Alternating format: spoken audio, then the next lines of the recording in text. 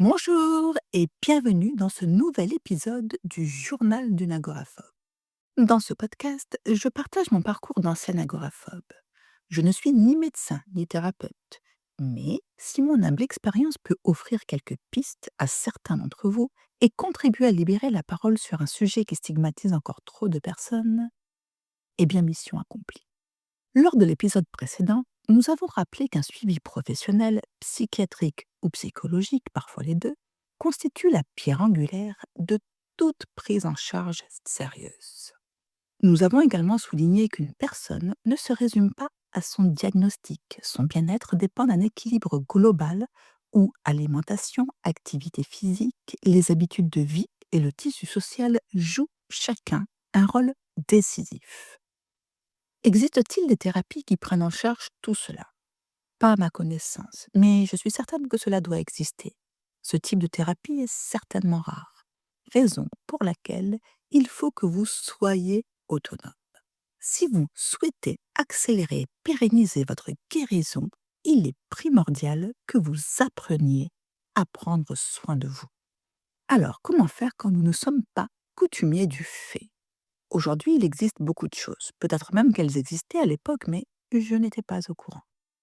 J'ai donc élaboré toute seule, comme une grande, un plan relativement simple, me mettre au yoga et aux étirements. Il était hors de question, à l'époque, pour moi, d'effectuer une pratique sportive qui me ferait transpirer.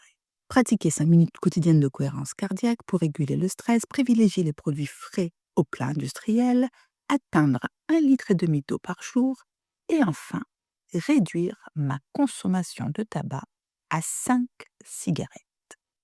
Sur le papier, tout paraissait limpide. La confrontation au réel hmm, s'est révélée un peu plus nuancée. La réduction tabagique d'abord.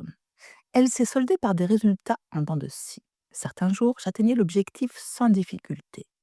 D'autres, je retombais dans mes anciens automatismes, voire pire, parce qu'une fois qu'on sait qu'on a dépassé notre nombre de cigarettes par jour, on continue à fumer de plus belle.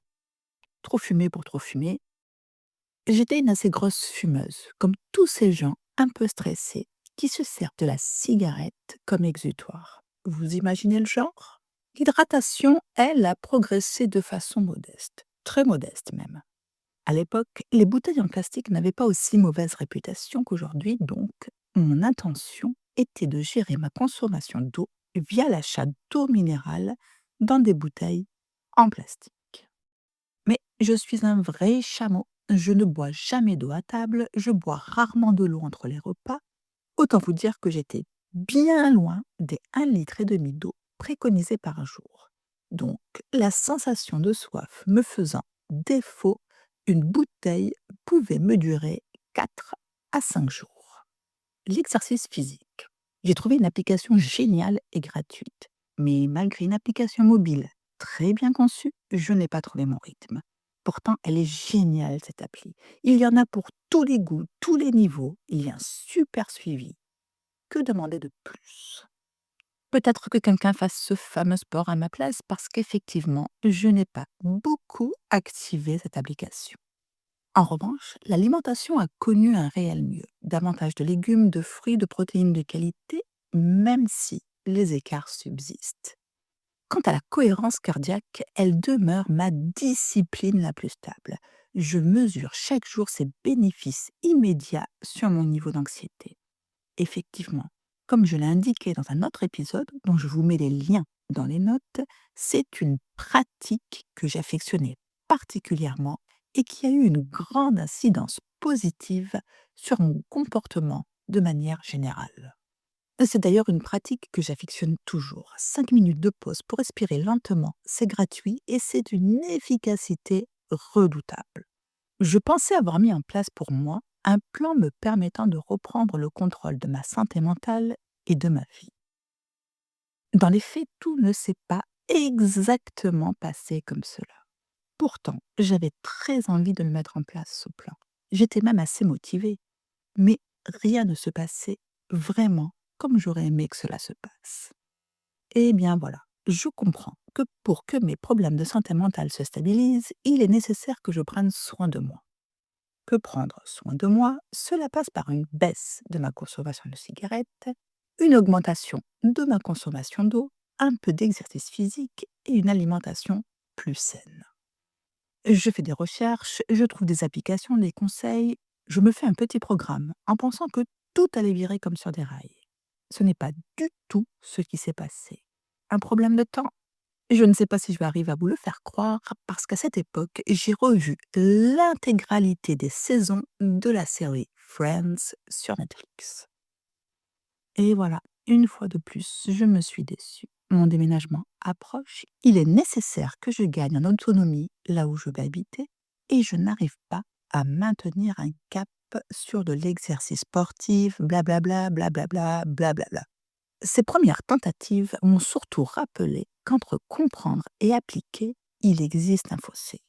Franchissable, certes, mais exigeant constance et indulgence envers soi-même. J'en retire la nécessité d'objectifs progressifs. Je ne sais pas pourquoi j'ai voulu tout changer d'un coup. Mon cerveau, en tout cas, lui, n'a pas voulu suivre. Viser un petit pas durable plutôt qu'une révolution vouée à l'essoufflement. Je constate aussi l'importance d'un déclencheur concret. Dans mon cas, le déménagement imminent agit comme un aiguillon, mais il ne suffira pas sans une stratégie plus opérationnelle. Avouez que pour mon futur déménagement, c'est pas gagné. Et pourtant, à ce jour, toutes les démarches sont bouclées, les cartons se remplissent et un tri minutieux allège déjà le futur déménagement. Et oui, vous commencez à me connaître. Je ne suis pas à un paradoxe près. Je crois que ma phrase fétiche va devenir je procrastine quand je sors de ma zone de confort et je ne procrastine pas quand je sors de ma zone de confort. Promis, je vous raconte la suite dans le prochain épisode. Je vous remercie sincèrement de votre écoute. Si ce témoignage fait écho à votre propre parcours, je vous invite à laisser un commentaire, une évaluation ou à vous abonner. Vos retours enrichissent la réflexion collective. Et si vous avez découvert vos propres méthodes pour prendre soin de vous, je serai ravie que vous les partagiez. Au plaisir de vous retrouver très bientôt pour la suite du Journal d'une agoraphobe.